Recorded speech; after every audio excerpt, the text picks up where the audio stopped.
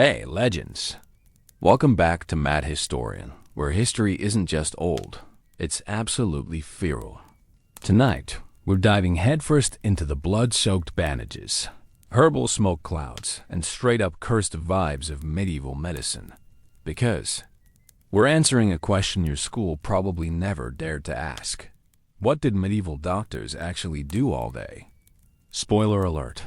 It wasn't white coats and clean gloves. It was leeches, pus, and praying you didn't sneeze blood.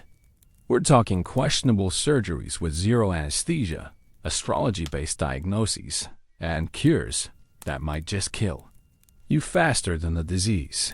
But before we start cutting into this grotesque little slice of history, go ahead and smash that like button like it's a festering boil. And hit subscribe only if you're into raw, unfiltered. Wait, they did. What? History. And yeah, drop a comment with where you're tuning in from and what cursed hour you're watching this at. We see you, midnight goblins. Alright, light a candle, say a prayer, and maybe hold your breath. Because tonight you're not just hearing about medieval medicine. You're the one holding the bone saw. Your patient's screaming. The town thinks it's witchcraft. And if this doesn't work, well, hope you remembered your last rites. Welcome to the Middle Ages, baby. Asterisk. You awaken with a jolt. Your breath catching in a throat raw and burning. A sensation far removed from the usual morning chill of your modest dwelling. The air, typically thick, with the comforting scent of wood smoke from your meager hearth, is now permeated by something far more insidious. It's a cloying sweetness, sickly, almost floral perfume that clings to the rough-hewn beams of your ceiling, saturates the straw of your mattress, and insinuates itself into every corner of your existence. This isn't the aroma of a blooming meadow. It's the unmistakable, terrifying fragrance of decay, a harbinger of the great mortality. The pestilence, known as the Black Death, which has already claimed the entirety of your neighbor's family, leaving their cottage eerily silent. Its door hangs ajar like a gaping maw. Outside, the once familiar sounds of your village, the distant lowing of cattle, the chatter of merchants, the cries of playful children are now muted, punctuated only by the sporadic, ragged coughs that echo through the narrow lanes, each one wet and guttural, each one growing ominously closer. This is not the cough of a winter chill. You know with a sickening certainty. This is the death rattle of a community under siege, a cold, sharp fear, like a sliver of ice. Twists your gut into a knot of utter dread. You recall the stories, whispered in hushed tones in the flickering candlelight of the tavern before it. Two fell silent. Tales of the dead piled higher than houses in neighboring towns, of entire villages rendered silent overnight. Their populations vanished into the earth. Your own village, only weeks ago a bustling tapestry of life and labor, now feels like a tomb preparing its inhabitants for an inescapable fate. The old woman, Alara, who once sold potent herbs and boasted of her infallible cures, vanished last week. Her stall was abandoned. Her knowledge is useless against this unseen foe. Even Father Benedict, whose blessings were once sought by all, for every ailment and every sin, has locked himself within the cold stone walls of the church. His once comforting prayers are now frantic, desperate whispers muffled behind a bolted oaken door. You are utterly alone, and the pestilence, unseen, unfeeling, and relentlessly efficient, creeps closer with every ragged, burning breath you take. You clutch a small, smooth amulet, a rabbit's foot, given to you by your mother. Its supposed power is desperate, fragile hope against an inevitable terror. The profound chill seeping into your bones isn't from the drafts in your hovel. It's the icy hand of dread stroking your spine, a constant, grim reminder that your very life hangs by the thinnest of threads, and no amount of prayer, no protective charm No desperate incantation seems capable of holding back the relentless, devouring tide. You try to conjure the faces of the healers you've seen. The men who claim to mend bodies and soothe ailments, the traveling barber surgeon, with his rough tools, the occasional academic physician with his learned pronouncements. Would they even dare to enter this suffocating shroud of sickness?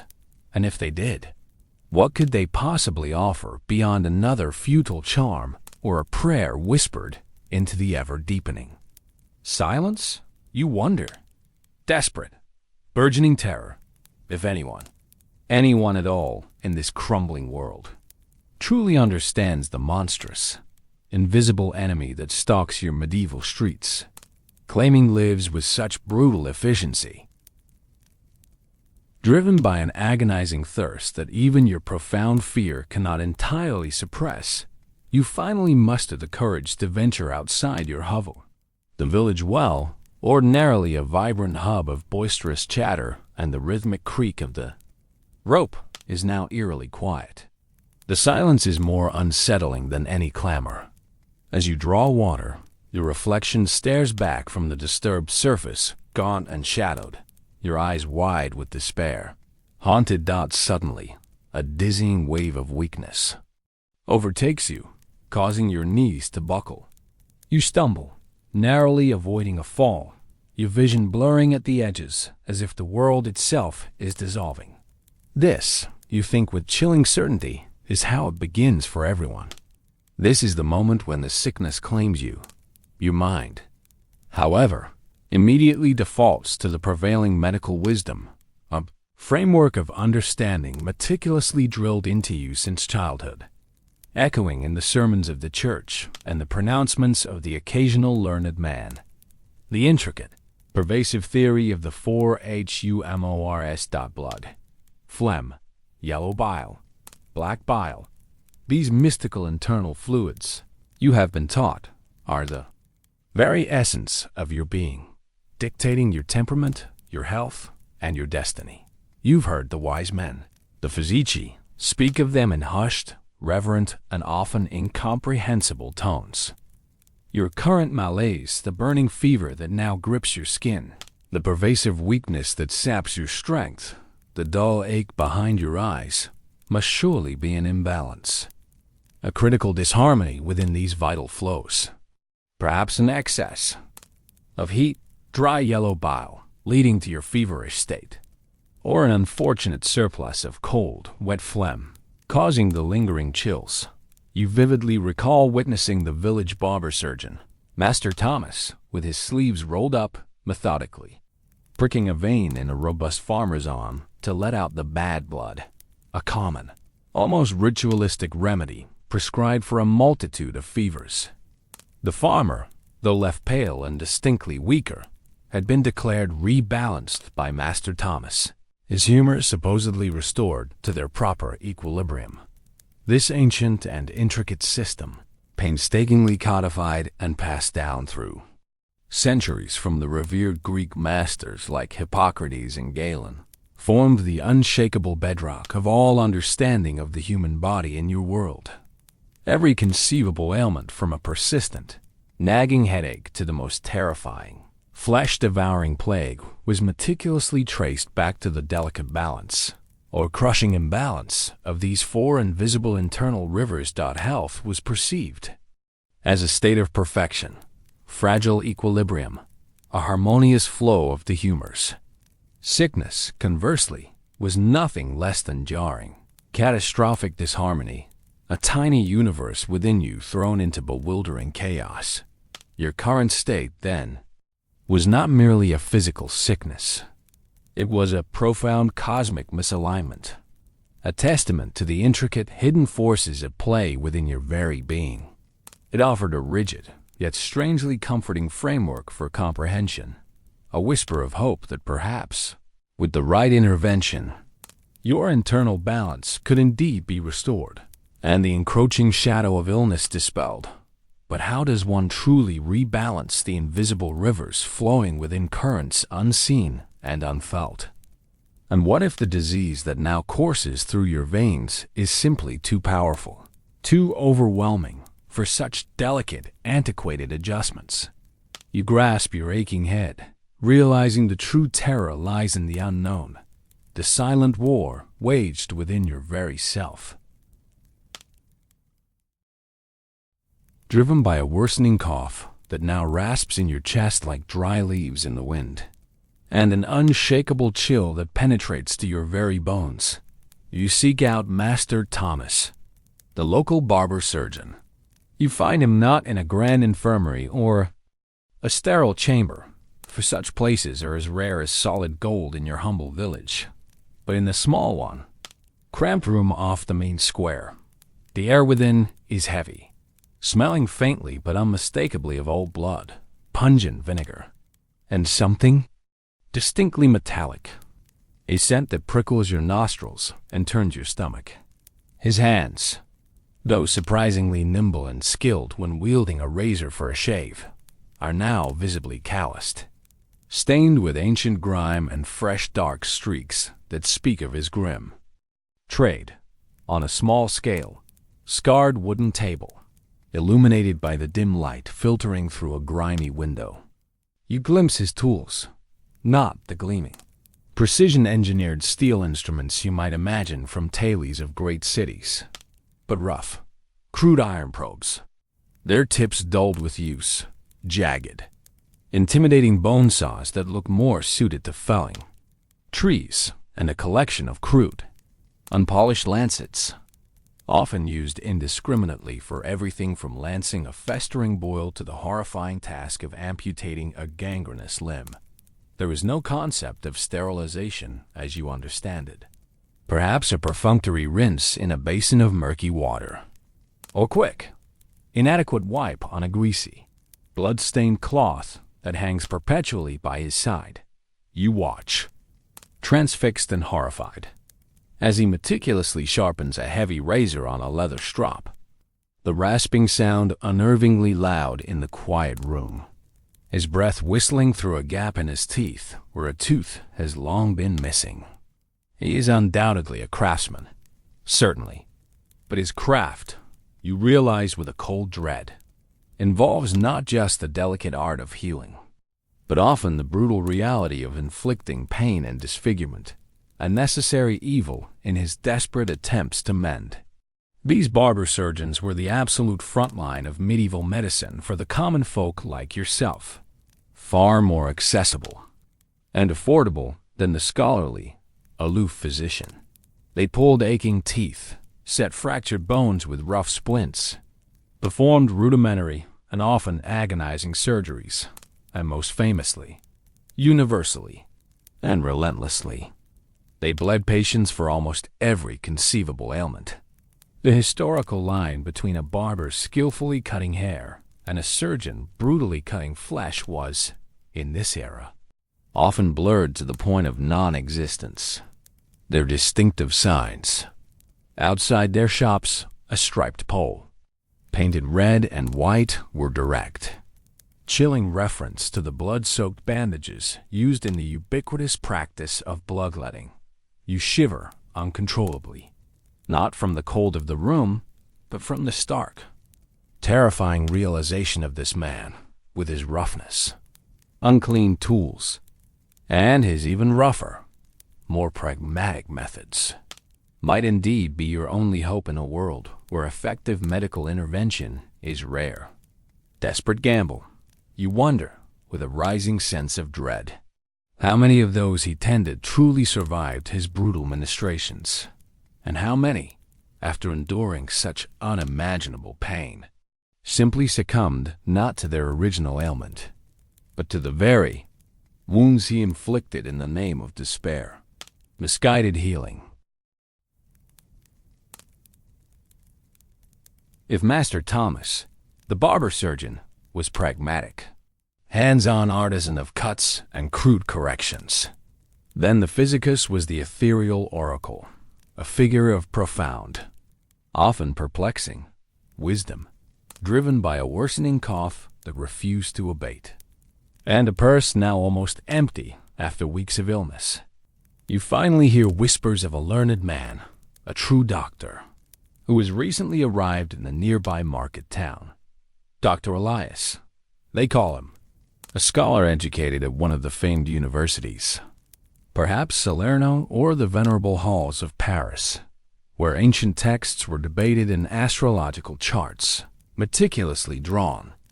You manage, through a convoluted series of arrangements and by selling a small, cherished family heirloom, a silver brooch that belonged to your grandmother, to gather enough coin to pay his exorbitant salary, non-negotiable fee. His chambers, when you finally gain entry, are stark, almost otherworldly contrast to the rough, blood-scented room of the barber surgeon. Here, the air is not of gore but of parchment and dust, filled with towering stacks of ancient, leather-bound tomes, meticulously hand-drawn charts of the zodiac, and rows of strange, stoppered glass vials catching the scant light from the window. He does not touch you. Not once does his hand reach out to feel your brow for fever or press against your aching chest. Instead, his gaze is piercing, analytical, and unsettlingly detached. He demands, with an air of profound authority, a sample of your urine. You comply, bewildered, and watch, fascinated and a little grossed out, as he holds the flask up to the light filtering through the stained glass, swirling the contents with a practiced wrist. He observes its color, its clarity, the subtle sediment that settles at the bottom. He sniffs it deeply. Strange, almost ritualistic gesture. Then, to your profound astonishment and revulsion, he even dips a finger into the liquid and tastes a tiny drop. His expression is unreadable. This practice, known as uroscopy, was not a mere eccentricity. It was a cornerstone of academic diagnosis, a sophisticated, by medieval standards, method of deciphering the body's internal state. The color, clarity, the amount of sediment, even the smell and taste of your urine, provided Dr. Elias with details, if often misinterpreted, map of your internal humoral balance. It was believed to reveal the hidden dysfunctions of the organs and the quality of the humors flowing within. Then, his attention shifts to a meticulously drawn astrological chart, spread out on a large wooden desk, with a polished brass compass and ruler. He meticulously calculates the positions of the planets and stars at the exact moment of your birth. And then, with even greater intensity, the current celestial alignment. He murmurs obscure phrases in Latin, speaking of critical days and planetary influences, utterly convinced that the heavens dictated the ebb and flow of health and disease within your very being. Your immediate physical symptoms, the cough, the fever, the weakness, seem almost secondary, mere earthly manifestations of the grand, celestial dance unfolding far above you. It is a world where the macrocosm is vast. The intricate universe is believed to be perfectly reflected in the microcosm of your fragile human body, where fate and illness are inextricably intertwined, and where a physician's profound wisdom came not just from dusty books and ancient theories, but from the very stars themselves, their silent movements governing the rise and fall of life and sickness. You leave his chambers with a confusing diagnosis, scribbled in elegant but indecipherable Latin, small, strange-smelling potion in a corked vial, and a deeply uneasy feeling that your sickness is not merely a bodily affliction, but a cosmic consequence of something far, far beyond earthly understanding, a destiny written in the silent, swirling dust of the constellations. When the terrifying shadow of the plague finally tightened its relentless grip on your village, consuming lives with a horrifying speed, Dr. Elias, I learned physicus, demonstrated a rather unscholarly instinct for self-preservation. He swiftly packed his precious tomes and elaborate instruments, paid a hefty sum for a swift horse, and fled the pestilence-stricken community, leaving you and your desperate neighbors with nothing but his unreadable Latin scroll, an empty purse from his exorbitant fee, and the chilling silence of his abandoned chamber. Desperation, cold and sharp, gnaws at you, a hunger that even real food cannot satisfy. You recall, suddenly, desperate clarity, the old women of the village, the so-called hedge witches or cunning folk, who once quietly tended to the sick with a knowledge far older than any university, passed down through generations of empirical observation, though often viewed with deep suspicion, sometimes even outright hostility, by the stern pronouncements of the church. Their practical wisdom stemmed from centuries of intimacy, firsthand observation of the natural world and its potential, hidden properties dot with a heart heavy with foreboding. You venture into the sprawling, ancient woods bordering your village, guided only by hazy, half-forgotten memories of childhood foraging trips and a fragile, desperate hope. You search for the familiar green leaves and distinctive roots of plants known to your ancestors, the delicate, white flowers of valerian, whose roots could calm a restless mind and bring sleep, the tiny, unassuming blossoms of chamomile, brewed to soothe an upset stomach, the rough, gristly leaves of comfrey, known for their ability to aid in the healing of stubborn wounds. You recall the stories whispered around winter fires, tales of how willow bark, when chewed or brewed, could ease the most agonizing pain, though you don't understand the true why of it, only that it sometimes, miraculously, worked. This, you realize, was the true folk medicine, the daily, lived healthcare for the vast majority of the population of your world, rooted not in abstract theories of humors, but in the hard-won, practical knowledge of plants and their often mysterious properties. While the academic physicians are distant, walled universities meticulously debated the esoteric balance of internal fluids. These are unsung, often marginalized healers provided the only practical, tangible relief for countless generations of sufferers. Their knowledge was hard-won, often dangerous, for the line between healing and poisoning was razor-thin. A misidentified plant, a wrong dosage, could easily prove fatal.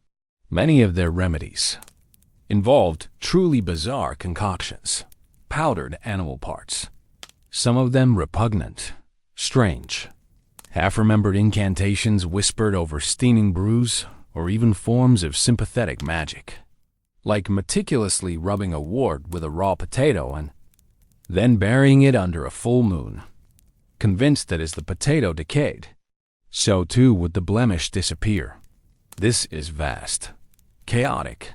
The often contradictory world of medieval healing was a bewildering mix of genuine efficacy, deeply ingrained superstition, and despair, clinging to hope, where potential remedies were just as likely to be brewed in a witch's smoking cauldron as in a more organized, but often equally ineffective, infirmary of a distant monastery.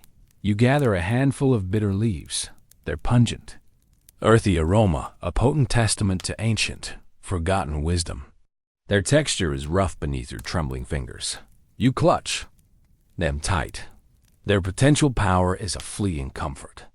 But you wonder, with a chilling despair, if nature's balm, however ancient and revered, is truly strong enough to fight the unseen, merciless enemy that now threatens your very existence. A foe that cares nothing for roots or incantations, only for consuming life itself.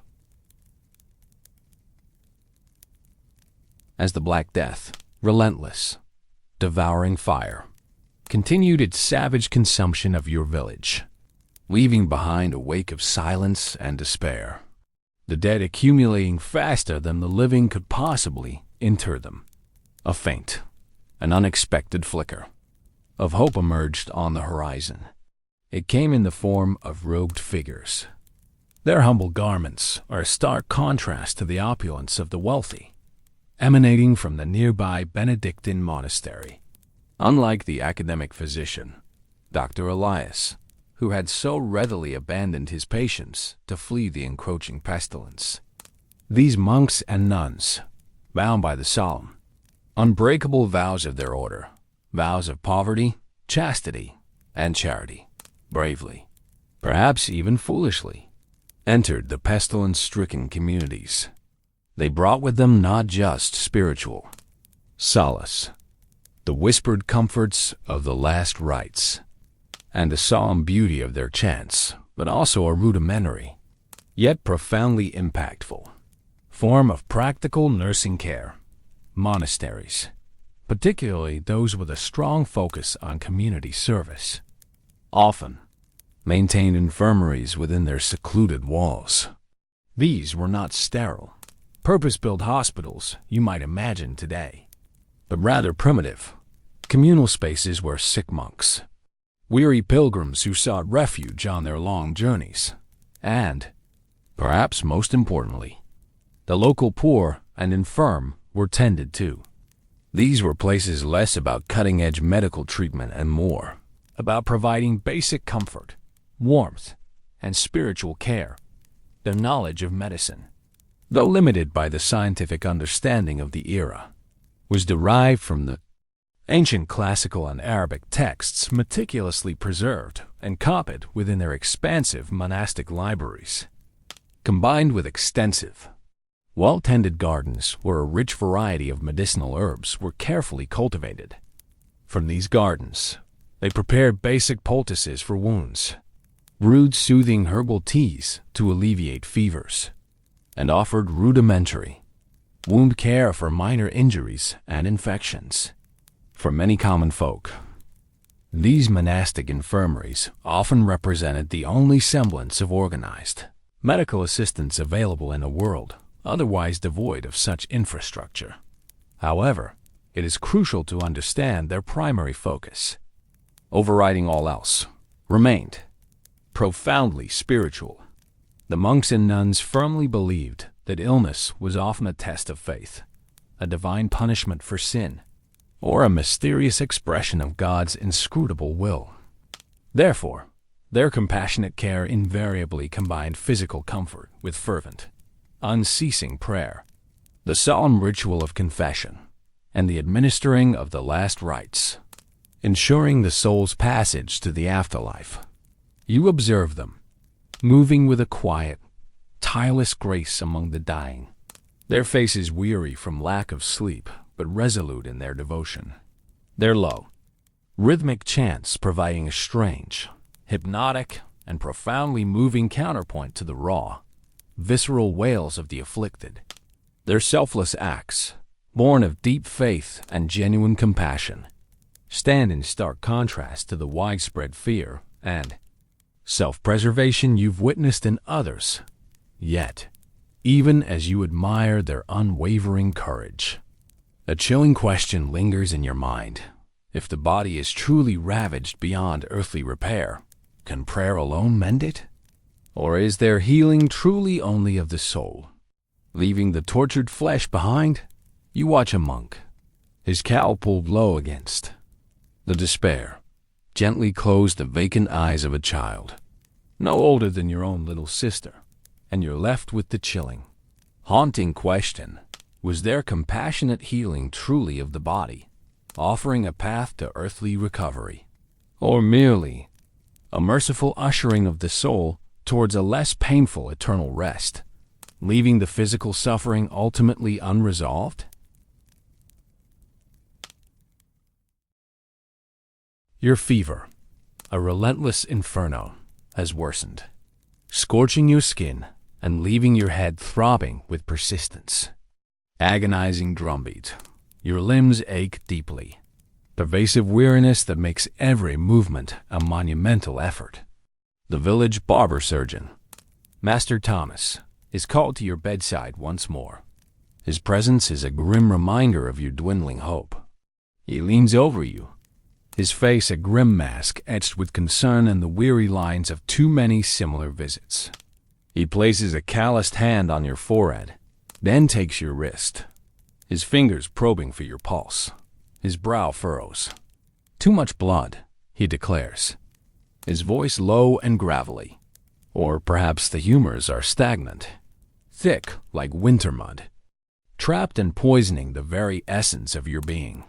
He retrieves his lancet, small, wickedly sharp blade, from his worn leather pouch. You steel yourself. Your mind is already bracing for the inevitable, recalling the unsettling stories of strong men fainting from sheer weakness, their vitality literally drained away after this very procedure. Bloodletting, is not merely a remedy. It is the cornerstone, the absolute bedrock of medieval medical practice, performed for almost every conceivable ailment, from raging fevers and angry inflammations to nagging headaches and even, remarkably, to soothe the torments of the mentally ill. It is believed, with an unshakable conviction, to literally drain away the bad humors, the noxious, corrupted fluids that cause sickness, and thereby restore the body's essentials. Delicate humoral balance. You feel the initial sharp prick of the cold metal, then the warm, sticky gush of your own blood, a horrifying crimson stream, as it spills into a crude wooden basin held steadily by Master Thomas's apprentice, a wide-eyed boy who avoids your gaze. The sight, the primal loss of your own vital fluid, makes your stomach churn, threatening to rise. You are also acutely aware of other equally unpleasant things, almost violent remedies that Master Thomas might prescribe. There is purging, accomplished with potent, acrid laxatives, designed to clear out the bowels of any putrid, stagnant matter, and the equally repulsive induction of vomiting, achieved with harsh emetics, forcing your body to expel noxious substances from your stomach and chest. The ultimate goal of all these harsh interventions is always the same: to violently expel what is believed to be causing the illness, to forcibly purge the body of the invisible, harmful impurities that disrupt its perfection, God-given equilibrium. These treatments, are often deeply debilitating, leaving patients not stronger, but rather profoundly weaker, more susceptible, and utterly exhausted. Yet the underlying medieval logic is disturbingly simple and direct. If something bad, something toxic, is inside you, then absolutely, unequivocally, needs to come out. No matter the cost to the already suffering body. You lie there, your vision blurring at the edges, feeling lightheaded and profoundly drained. But Master Thomas, wiping his hands on his blood-stained apron, declares the procedure a resounding success. He assures you, with a grim satisfaction, that your humors are now free to flow, unburdened by their previous stagnation. You lie there, utterly exhausted and weaker than before. Your muscles are trembling, and a chilling thought takes root in your fevered mind. Is this desperate cure, this violent intervention into your very being, not almost as bad, as debilitating, as the insidious disease itself, and your body, so profoundly depleted, have any fight left after such a drastic change? Brutal intervention? The constant, pounding headache, relentless, unseen mallet beating against the inside of your skull, has driven you to the very brink of madness. It is a torment more agonizing than any fever, a pressure that threatens to burst your eyeballs from their sockets. You've heard chilling whispers of a radical procedure, an ancient and terrifying one, reserved only for the most desperate cases.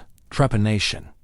It is a desperate measure, a last resort, for the most intractable head pains, for suddenly violent seizures, or even for what they believe to be the horrifying reality of demonic possession. Your family, driven by your escalating agony, has managed to persuade Master Thomas to consider it You are brought to a secluded place, forgotten corner of the village, a place where the sun rarely touches the ground, and where crude, a sturdy, wooden table has been hastily prepared, its surface rough and unyielding. You force your eyes open, glancing at the instruments laid out, not the delicate, shining surgical tools of your distant imagination, but terrifyingly blunt, heavy implements, a hand drill with a wide bit, designed not for wood but for bone, a small crude saw, its teeth visibly worn, and perhaps a chisel. These are tools of a carpenter, not a healer, yet they are here, destined for your skull. The barber surgeon approaches you, his face grim but his voice surprisingly calm, almost detached. As he explains the horrifying procedure, they will bore a small, deliberate hole into your skull, a window into your very being, to release the evil spirits or the bad humors that are believed to be causing your unbearable torment. This practice, ancient beyond reckoning, dates back to prehistory, a chilling testament to humanity's enduring, almost desperate desire to understand and, indeed, to manipulate the mysterious, unseen forces at play within the brain. You have seen skulls excavated from ancient burial mounds, with these very holes in them, and historians whisper that some people even survived this brutal procedure. The bone around the perforations showing undeniable signs of new growth, of healing, a testament to an unimaginable resilience. You can only begin to fathom the agonizing pain, dull, sickening scraping sound of metal against your skull, the terrifying proximity of the crude tools to your own exposed, vulnerable brain.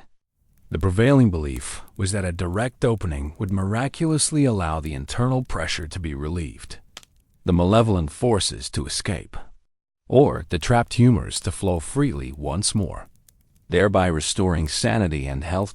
You close your eyes, bracing your entire being for the unimaginable, offering a silent, desperate prayer that whatever profound torment lies within your skull will finally be released, finally vanquished, even if it means risking everything, even if it means facing the very abyss of death.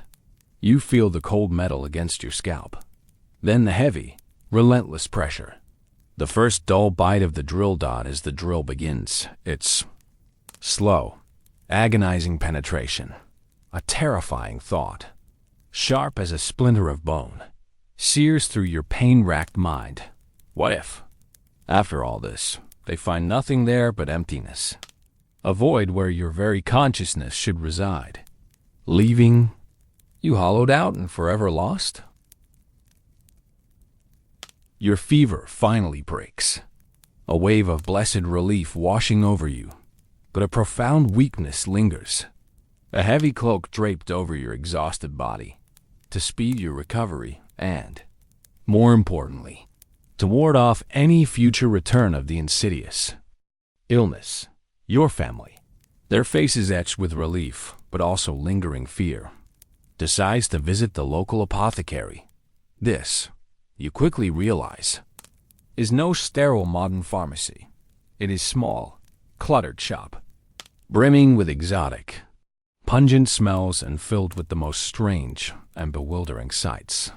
Glass jars, some stoppered with cork, some open to the dusty air, hold a bewildering array of contents, powdered mummified remains, brought from distant lands and believed to possess ancient life forces. The spiral, gleaming horn of what is purported to be a unicorn, though you suspect it is merely the tusk of a narwhal. Dried, shriveled toads. Their skin is still strangely bumpy, and various other animal parts, their origins best left unexamined, displayed, alongside more conventional, yet still mysterious, dried herbs and spices. The apothecary himself, often a barber surgeon with a side trade or a shrewd, wealthy merchant with an interest in natural remedies, moves through his chaotic inventory, with an air of practiced solemnity. He prepares complex remedies and electuaries, thick, often unpleasantly sweet pastes designed to be swallowed with meticulous care. But his wares extend far beyond mere botanical concoctions.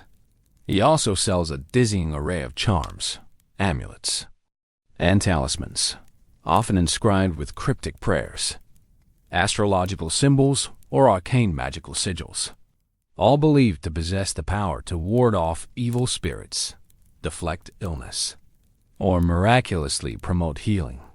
You watch, fascinated and a little repulsed, as he meticulously grinds a bewildering mixture of dried herbs, exotic spices, and what looks suspiciously like dried animal droppings, the pungent odor rising to assault your nostrils. He advises your family, with an air of absolute certainty, on the exact astrological timing for you to consume the foul-smelling concoction, explaining that the position of the moon or a particular planet will enhance its curative properties. The price, when he finally names it, is steep, a testament to the value placed on hope and desperate cures. But for a family clinging to the fragile thread of recovery, hope is, indeed, invaluable. This blend of what we now call medicine and outright magic was utterly typical of the era. The boundaries between the two were fluid, indistinct, and often non-existent. Anything that offered even the faintest chance of recovery, anything that promised to alleviate suffering, was embraced with an almost religious fervor. A deeply held belief was in sympathetic magic, where a substance resembling the ailment could somehow cure it, or a charm could mystically absorb or deflect the illness from the sufferer. You clutch the small, strange-smelling bag of herbs. He hands you, its contents rustling faintly. You swallow the bitter, gritty mixture, the taste lingering unpleasantly on your tongue. A bewildering blend of desperate hope, ancient superstition, and empirical guesswork. And you can only wonder if the true cure lies within the potency of the herbs, or merely in the fervent, unquestioning belief that it will somehow, miraculously, work its magic upon your ailing body. You have recovered, a fragile return to health, but the world around you remains profoundly scarred by the relentless march of disease. News, chilling in its regularity, continues to trickle into your village of the horrific, unceasing spread of leprosy, a disease that once banished its victims to a terrifying, visible, and utterly isolated living death. You remember, with a shiver of visceral dread, the distinct, unsettling clang of the leper's bell. Its chilling chime serves as an unmistakable auditory signal of their approach, forcing everyone, without question or hesitation, to scatter from the roads and hide behind locked doors. Medieval society's response to leprosy was not merely fear, it was one of profound, almost biblical, revulsion and absolute segregation. Sufferers, upon diagnosis, often by the church, not physicians, were tragically declared legally dead, effectively losing all their property, their rights, and their place within society. They were compelled to wear distinctive clothes, often humiliating, clothing, a gray cloak, a hat with a specific mark, or a bell, and were strictly forbidden from entering towns, churches, or markets, or even touching others. Their existence was confined to isolated leprosaria or lazar houses, often built on the desolate, windswept outskirts of communities, far from healthy. These grim institutions, largely supported by Christian charity or maintained by religious orders, provided some rudimentary care, basic shelter, and spiritual comfort for the afflicted. But their primary, the overwhelming purpose was containment, to physically separate the unclean from the clean. You recall, with a pang of deep sorrow, the sight of a woman you once knew, vibrant, laughing presence, now utterly disfigured by the creeping disease. Her voice a hollow whisper as she begged for alms from a safe distance. Her face is a mask of profound sorrow, her eyes empty of all hope. The disease, though in reality not always as contagious as universally feared, carried an immense social stigma, a heavy burden fueled by rigid biblical interpretations of impurity and sin. It was widely perceived as a visible manifestation of perceived moral failing, a physical mark of spiritual condemnation, a direct punishment from God for those afflicted. Life became an unending exile, a profound and agonizing loneliness, punctuated only by the echoing, mournful clang of their own warning bell, a constant reminder of their outcast status. You reach into your meager pouch, extracting a small, tarnished copper coin, and dropped it into her outstretched hand, disfigured hand, avoiding direct contact with the image of her vacant eyes, devoid of all hope, utterly devoid of any glimmer of human connection, haunts your sleep for weeks, persistent, chilling specter, and you're left with the horrifying, undeniable realization that some diseases in this brutal age punish not just the fragile body, inflicting pain and disfigurement, but also the very soul, stripping away a person's humanity, their dignity, and their right to exist among their kind, leaving them to a fate worse than death itself, a truly living death. The old miller, a man once as strong and sturdy as the oak beams of his mill, developed a festering, angry wound on his leg. It had started small, a mere cut from a broken tool, but now it has turned horrifying, sickening black, spreading insidiously. Gangrene, the barber surgeon declared, his voice is grim and resolute. The only remedy, he stated with a chilling certainty, was amputated. You are among the crowd that gathers, drawn by a morbid fascination that triumphs over revulsion and despair. Shared hope that this is drastic. A horrifying measure might somehow save a life from the encroaching rot. There is, of course, no anesthesia as you know it, no gentle sleep to lull the senses. The miller is given a strong draught of wine, perhaps mixed with a potent herbal concoction, like opium or mandragora, meant to dull the edges of the pain, to make him drowsy, but it rarely happens. If ever, renders one truly unconscious. You hear his cries begin even before the blade touches his flesh. Raw and primal, a sound that tears through the air, quickly escalating into a sustained, agonizing scream as the crude saw bites into bone. Horrifying, visceral grinding that reverberates through the very ground beneath your feet. Assistants, burly men from the village, hold him down with all their might, their faces grim and strained, their eyes averted from the terrible spectacle. Surgical knowledge in this era is agonizingly rudimentary.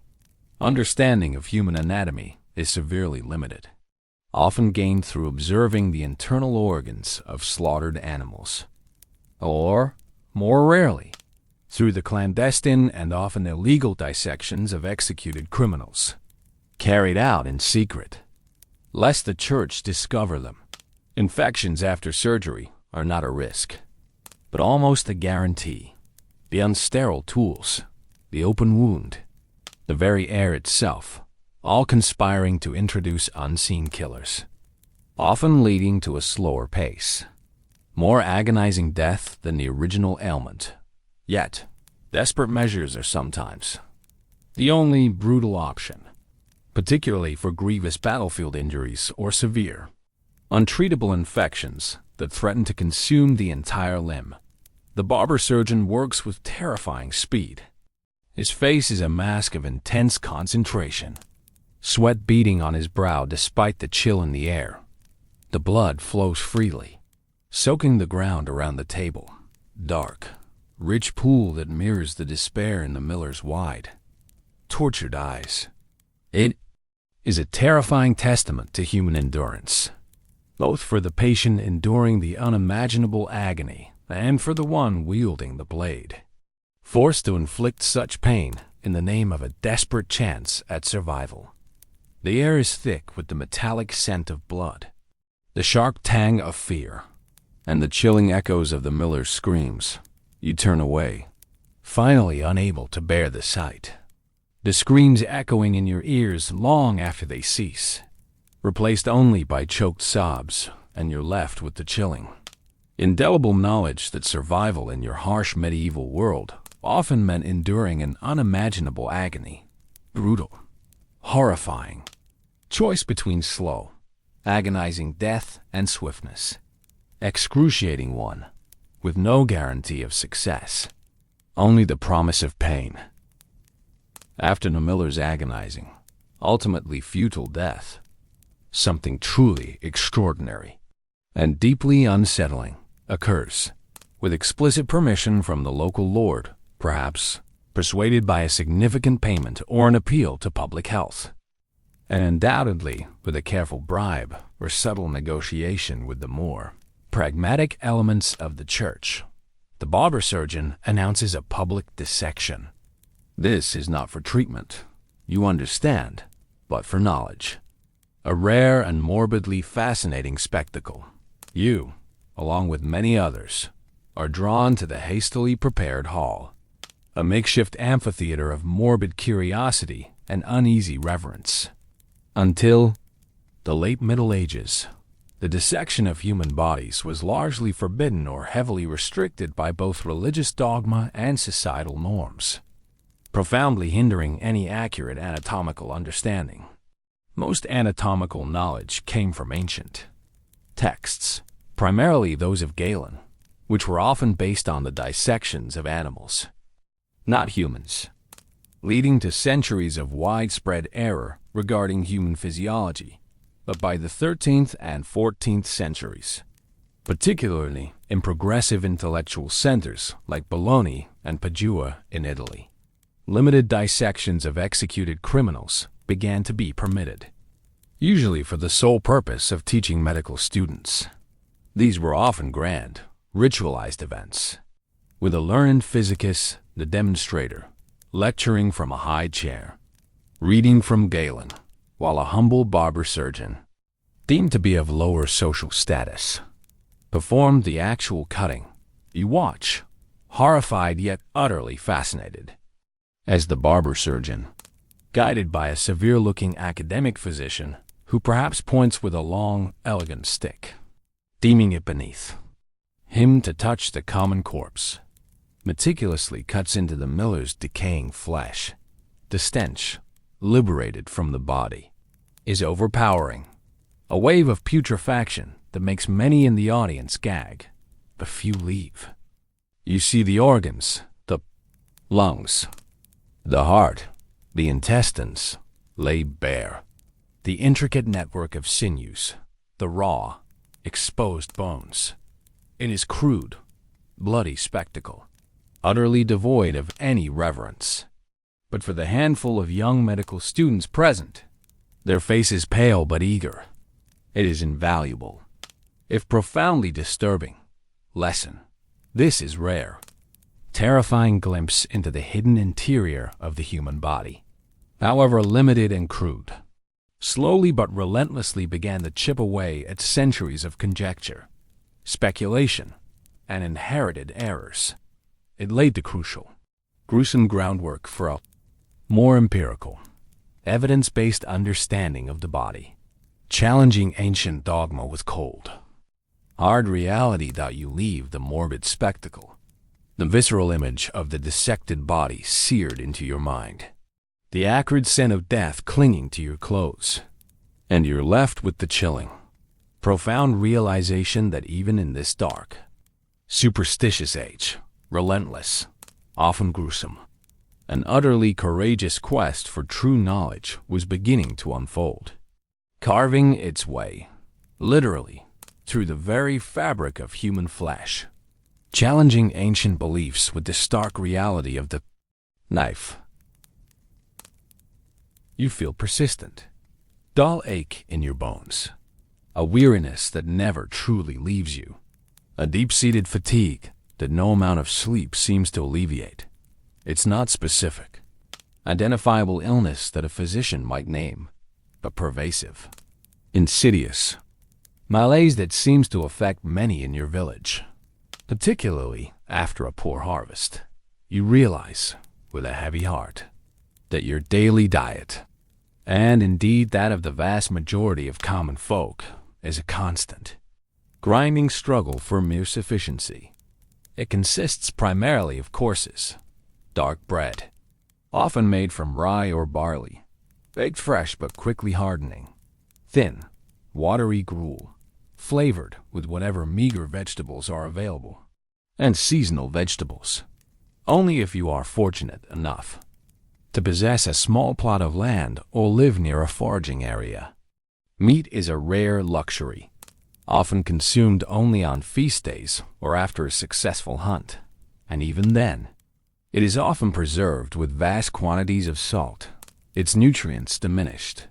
Fresh fruits and succulent vegetables, vital for the hidden substances your body craves, which you have no word for, but we call vitamins, are seasonal and highly perishable, a fleeting bounty of summer that quickly vanishes in the cold grip of winter. Malnutrition, particularly chronic vitamin deficiencies, is rampant and widespread. Yet it goes almost entirely unrecognized as a primary cause of the myriad ailments that plague your community. Scurvy, with its bleeding gums and aching joints. Pellagra, causing dermatitis and mental confusion, and rickets, deforming the bones of children, are common, weakening the body's natural defenses and rendering it horribly susceptible to every passing infection, every cough, every fever. You recall the stoic, resigned faces of children with bowed legs, their tiny limbs twisted by the lack of sunlight and proper food. The adults whose teeth have long since rotted and fallen out from nutritional decay, and the perpetual lethargy that settles over the entire community during the lean winter months, when food stores dwindle to nothing. Famine, too, is not a distant threat but a recurring one, terrifying specter that haunts your world, driving populations to desperation, forcing them to eat bark or roots, and further weakening their already fragile immune systems. Food preservation methods are rudimentary at best, limited to salting, drying, or smoking, often leading to widespread food spoilage and frequent, debilitating outbreaks of food poisoning, mistook for divine wrath or bad humors. For many, simply surviving until the next harvest, simply making it through another brutal winter, is considered a triumph against overwhelming odds. And chronic ill health is simply an accepted part of the human condition, a grim burden to be borne. Rather than a preventable ailment, you chew slowly on a piece of stale, tasteless bread, dry and unappealing, and you realize, with a profound and chilling clarity, that for countless souls in the Middle Ages, the greatest doctor, the most powerful healer in their world, was not a learned physician or a holy priest or a skilled surgeon, but simply, profoundly, miraculously, a good harvest, a full belly, and the simple, elusive abundance of nature's bounty. Your neighbor's newborn, a tiny, a fragile creature barely a few weeks old, succumbs to a cough. You offer your condolences, murmuring the customary words of comfort. But inside, weary, almost numb resignation settles over you. This isn't an isolated tragedy, a singular act of misfortune. This is, deep, aching certainty, grim, unwritten law of your medieval world. More than half of all children born in the Middle Ages, you are acutely aware, would not survive to reach adulthood. Child mortality, far from being an anomaly, was an ever-present, silent epidemic. Relentless, invisible force that overshadowed every joyous birth with the looming shadow of an early grave. Diseases that now, in the distant future, have names and cures: measles, smallpox, diphtheria, whooping cough. Diseases for which your world possesses no vaccines, no effective treatments, no understanding beyond divine will or bad humors, swept through communities with terrifying predictability, claiming the youngest, the most vulnerable, and the most cherished. Poor hygiene, rudimentary at best even in the wealthiest households, combined with dangerously crowded living conditions in most villages and towns, and inadequate nutrition for nursing mothers, further exacerbated the problem, weakening tiny bodies against the onslaught of unseen pathogens. Every birth, then, was not merely a miracle, but a profound gamble, a roll of the dice with fate. Every childhood was perilous, agonizing journey through a minefield of invisible, microscopic killers. You recall the quiet, pervasive despair etched on the faces of countless parents in your village and beyond. Parents who had buried not just one, but often multiple children. Their grief is private, internalized burden that became an undeniable part of the very fabric of daily life. The brevity of life for so many, the constant threat of loss, meant that emotional bonds, however deep, were perhaps subtly tempered by the ever-present knowledge of inevitable separation, a protective mechanism against unbearable pain. Death, in this world, was not distant, abstract concept, a fleeting visitor to be mourned and quickly forgotten. It was a constant, intimate companion, a familiar, unwelcome presence at every door, especially the doors of new parents. A silent sentinel waiting to claim its due. The absence of any medical understanding about basic sanitation, about the unseen world of microbes and germ theory, meant that even seemingly minor illnesses, a common cold, a slight fever, could quickly, tragically, escalate into fatal conditions for fragile infants and young children, whose undeveloped immune systems offered little defense. You remember the tiny wooden coffins, often no larger than a loaf of bread, carried quietly to the churchyard, with a frequency that made the act almost routine. Another small life extinguished before it had truly begun to bloom, before it had a chance to leave any lasting mark on the world. The silence they left behind was louder than any wail. You watch another small wooden coffin being carried, shrouded in thin, worn blanket, to the cold, damp earth of the churchyard. Another small life extinguished before it truly began to laugh or walk, and you're left with the chilling, profound understanding that the greatest killer in the medieval world wasn't always the grand, terrifying spectacle of the Great Plague, but its quiet, relentless, agonizing attrition of everyday death, stealing away countless futures, one tiny breath at a time.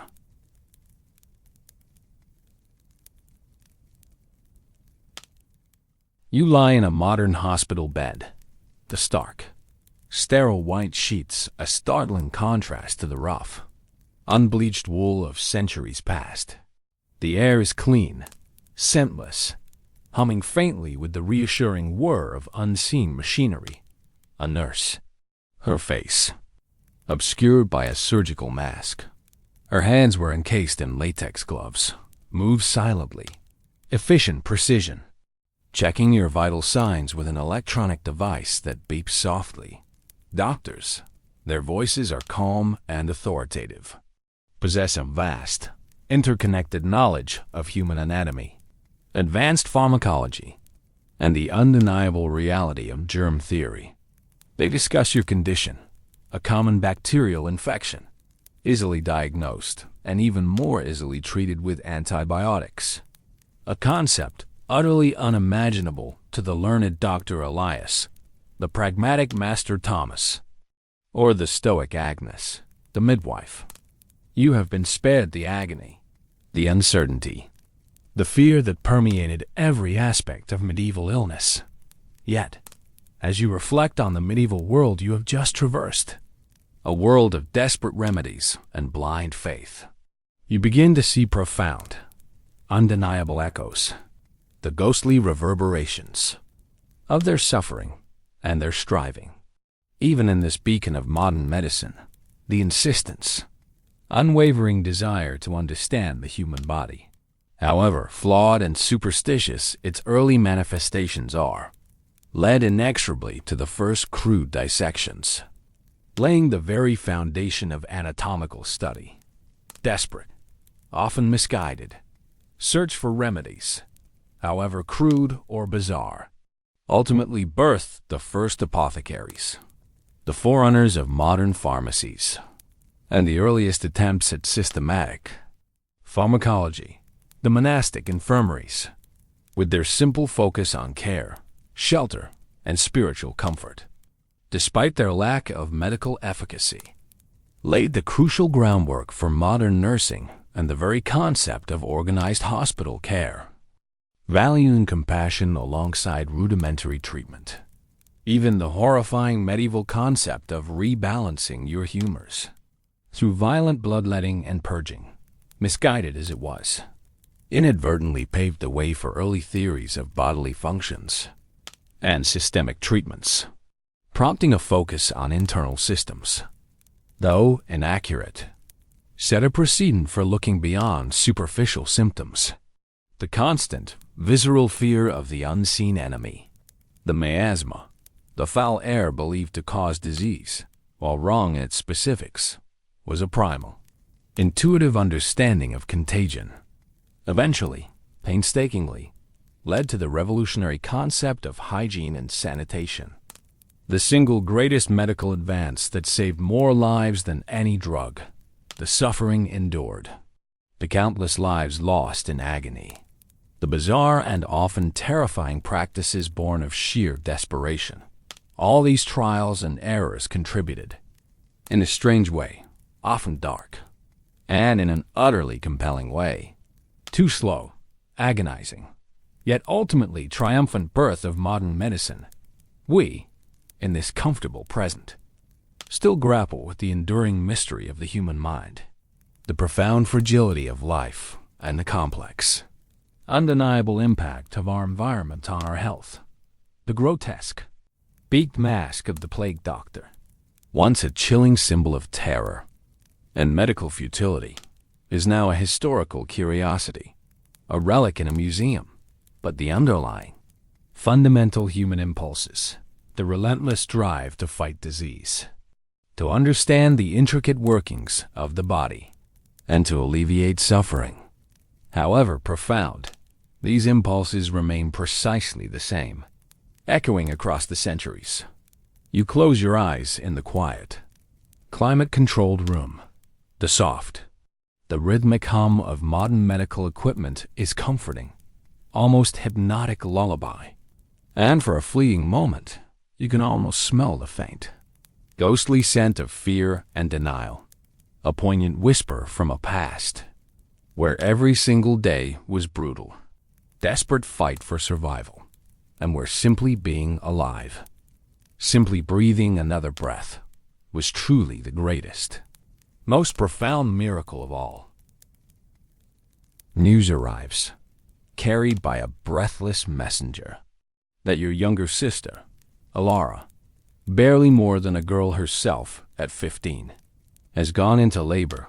A cold, familiar dread grips you, tightening its icy tendrils around your heart. For you know, with a grim certainty, the stark statistics of your medieval world, childbirth, you are acutely aware. It is one of the most perilous passages a woman can undertake, a threshold where a life and death hang in the most delicate balance, often ending in tragedy for the mother, the child, or most often, both. You know that there will be no male doctors present at your sister's bedside. This is sacred, terrifying. An intensely private domain is exclusively that of the midwife. These women, typically older, seasoned, and often possessing an almost mystical understanding of the female body, command a unique authority rooted in practical knowledge passed down through generations, often blending folk remedies, ancient superstitions, and fervent prayers into their practices. Their skills, born of countless hours of experience, are absolutely crucial, yet tragically limited by the era's rudimentary understanding of human anatomy, physiology, and, most critically, hygiene. You remember the chilling stories, whispered among the women of your village, tales of mothers succumbing to puerperal fever, the dreaded childbed fever, silent, invisible killer that often followed seemingly successful births, or dying from catastrophic complications like hemorrhage and infection, conditions for which there were no answers, no effective treatments, only a grim acceptance of fate. You can already hear your sister's screams, raw and primal, echoing through the thin, wattle and daub walls of her small cottage. Each cry is a testament to profoundness, visceral agony. You pray, as everyone in your village does, for a swift and easy birth, knowing with every agonizing moment that passes, the risk to both mother and child escalates exponentially. The midwife, a stoic, a weathered woman named Agnes, her face is a canvas of unspoken experiences, moves with a quiet, practiced confidence, her hands stained and rough from countless deliveries. She performs rudimentary internal checks, offers calming herbal teas brewed from special blends, and provides what little physical comfort she can, murmuring words of encouragement and ancient blessings. Yet, ultimately, she, like every woman in labor, is at the mercy of fate, the inscrutable will of God, and the unforgiving dictates of a woman's physiology. For centuries, the midwife bore this immense burden, often heartbreaking burden, wrestling new life into a world where death always stood poised, ready to claim it. You press your ear against the rough wall, holding your breath, listening to your sister's agonizing cries, knowing in your deepest heart that this profound act of creation, this bringing forth of new life, is also agonizing, terrifying dance with oblivion. And you're left with the chilling, haunting question: is any life, however precious, truly worth such a perilous, agonizing beginning? So close to the precipice of eternal silence, you have miraculously survived the relentless ravages of the plague. Your body, though weakened, has held on, but deep, pervasive gloom, heavier than any physical ailment, has settled over you, pressing down on your spirit like a smothering cloak. You find yourself listless. Your once robust appetite has vanished, and the vibrant joys that once brightened your days, the communal laughter, the simple beauty of a sunset, the comforting rhythm of daily labor, now seem distant, faded, utterly meaningless. You simply exist, observing the world with a dull mind, detached gaze. You recall the physician's lectures, the academic pronouncements on the insidious influence of black bile and the profound condition it caused, melancholy. In medieval medicine, where the humoral theory dominated every aspect of health and disease, mental illnesses were firmly and inextricably rooted in this very framework. An excess of black bile, a humor believed to be cold and dry in nature, was directly attributed as the cause of melancholy. This condition, as described by the learned men, was characterized by an overwhelming sadness, irrational fears, profound withdrawal from society, and a pervasive sense of despair. The treatments prescribed for this invisible affliction were often bizarre. Bewildering mix of the practical and the profoundly superstitious. Potent purgatives to violently expel the excess bile from the body. Drastic dietary changes, often involving abstaining from certain foods or consuming others believed to be warming. Prolonged bathing in special herbal infusions. Engaging with pleasant music, or even encouraging travel or exposure to cheerful company. All intended to somehow rebalance the recalcitrant humors within. However, there are more severe cases, particularly those involving vivid delusions, uncontrollable hallucinations, or violent, unpredictable outbursts, were often attributed not to humoral imbalance, but to something far more terrifying, outright demonic possession, leading to brutal exorcisms or, in the bleakest scenarios, even imprisonment in the dark, cold confines of a monastic cell or a local lord's dungeon. You find yourself spending a long time, agonizing hours staring blankly at the rough-hewn wall of your dwelling. The world outside is dull, distant, meaningless hum that barely penetrates the thick fog of your despair. You try, desperate, painful effort, to recall what true joy felt like, what it meant to experience lightness of being. But the memory is hazy, elusive, like a dream that dissolves upon waking. The sheer weight of your own thoughts becomes crushing, an invisible burden that has no bloodletting, no herbal concoction, no amount of prayer seems able to alleviate. You are trapped, a prisoner within the confines of your own mind, suffering from a bodily imbalance that no one, not even the most learned physicist, truly understands or can effectively treat. The despair is a living thing within you, silent, corrosive force. You whisper to yourself, the words barely audible in the quiet room. Is this what it truly means to be sick, to lose yourself?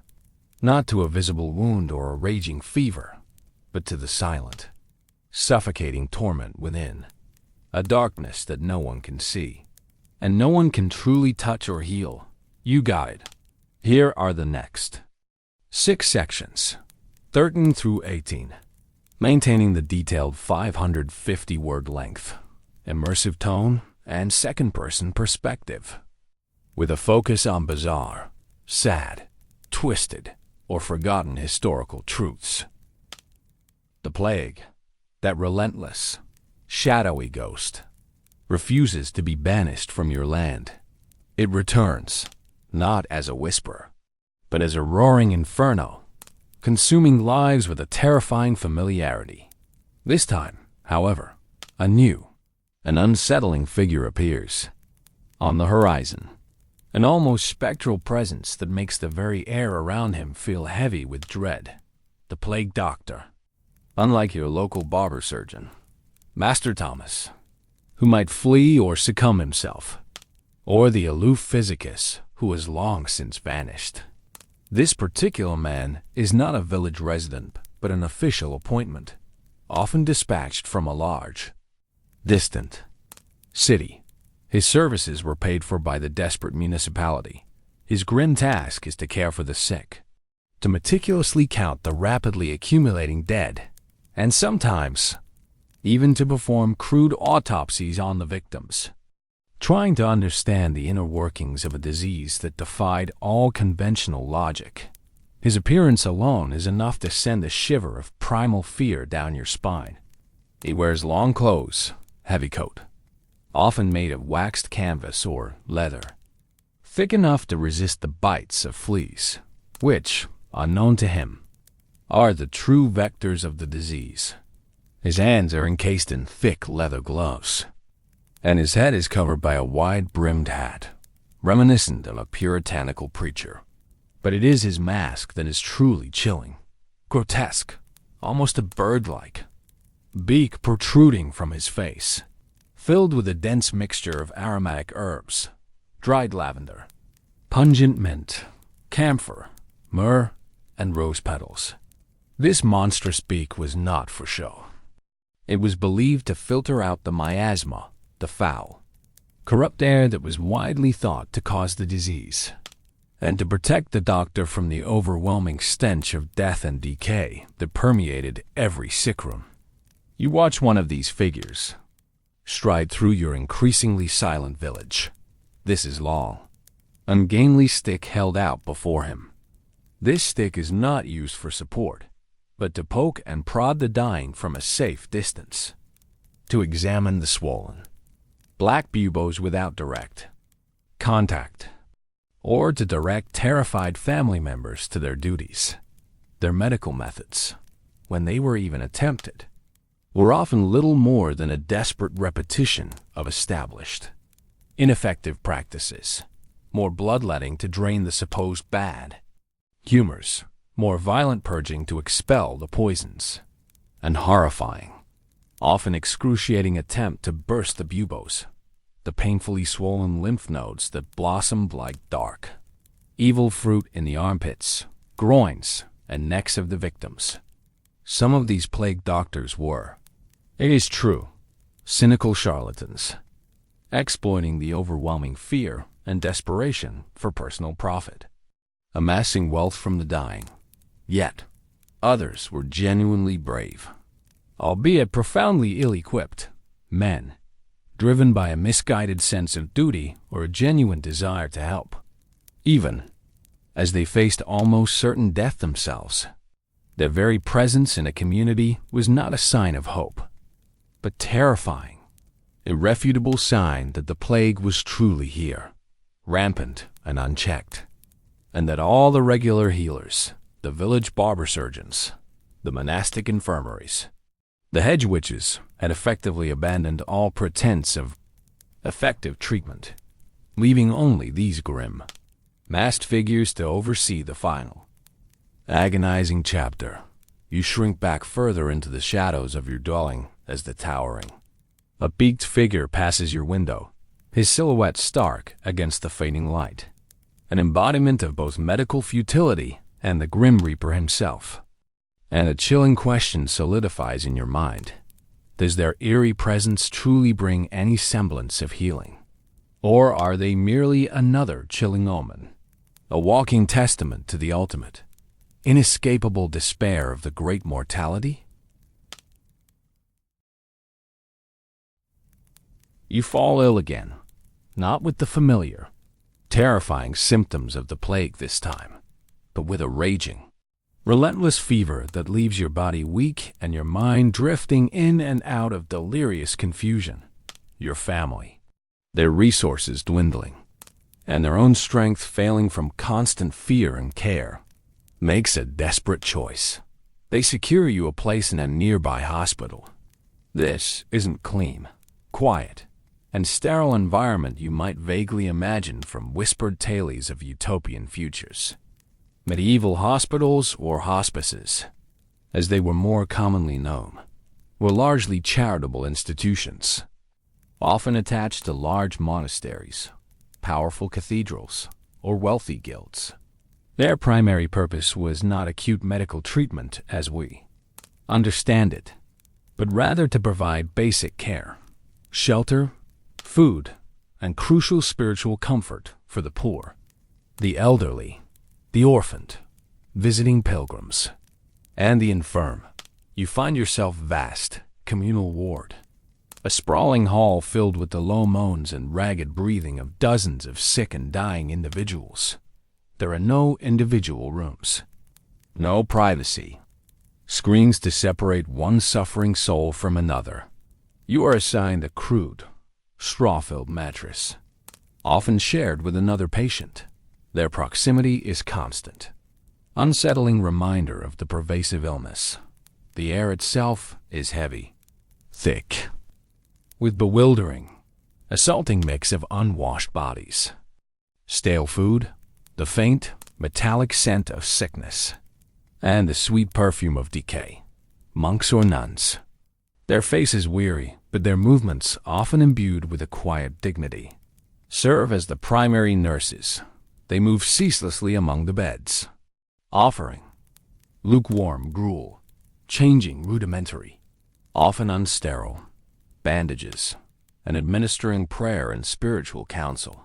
For the soul's salvation was always paramount, while some larger, more renowned hospitals, such as the famous Hôtel Dieu in Paris or the Hospital of St. Bartholomew in London, did possess more organized medical staff, including a few resident physicians and barber surgeons.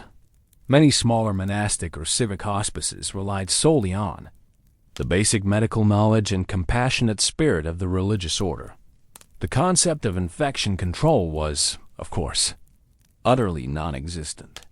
Diseases spread with terrifying ease and rapidity within these crowded confines, making a stay in a hospital almost as dangerous as the illness itself.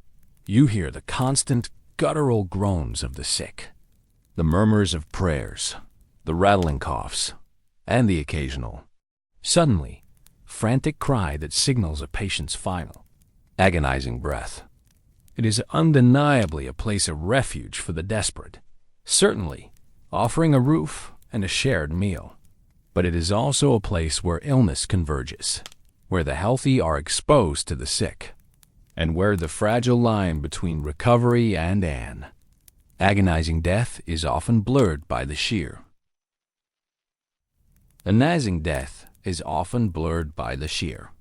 overwhelming proximity of unmitigated human suffering. The air hums with the collective burden of lives hanging by a thread, a constant reminder of humanity's shared vulnerability in the face of disease. You close your eyes, the overwhelming sounds of suffering pressing in on you from every side, a chorus of despair, and you find yourself questioning, with a chilling clarity, whether this communal haven is truly healing you, offering a path back to life, or merely providing a front-row seat to the slow, agonizing, and inescapable march of human misery that consumes all who enter its grim, unsterile walls.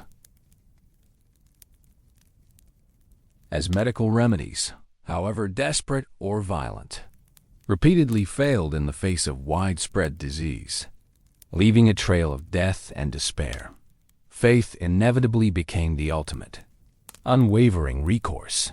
You witness your ailing cousin, his body racked by a persistent, debilitating fever that no herb or bloodletting has managed to touch. Prepare for a perilous pilgrimage to a distant place, venerated shrine. His decision is born of desperate hope, a belief that only miraculous intervention from a saint can save him now. The belief in divine healing was not just a comforting notion. It was deeply ingrained, an absolute truth in medieval society. Illness, was often seen as a direct test of faith, a divine punishment for sin, or even an inexplicable act of God's mysteriousness, omnipotent will. Miracles were not just hoped for, they were expected, a regular occurrence, especially at the hallowed tombs of saints, places believed to be infused with their divine power. Pilgrims, driven by profound faith and overwhelming desperation, would travel vastly, arduous distances, enduring immense hardship, hunger, thirst, exhaustion, exposure to the elements, and the constant threat of bandits, seeking relics believed to possess tangible healing powers, or bathing in the supposedly curative waters of holy wells.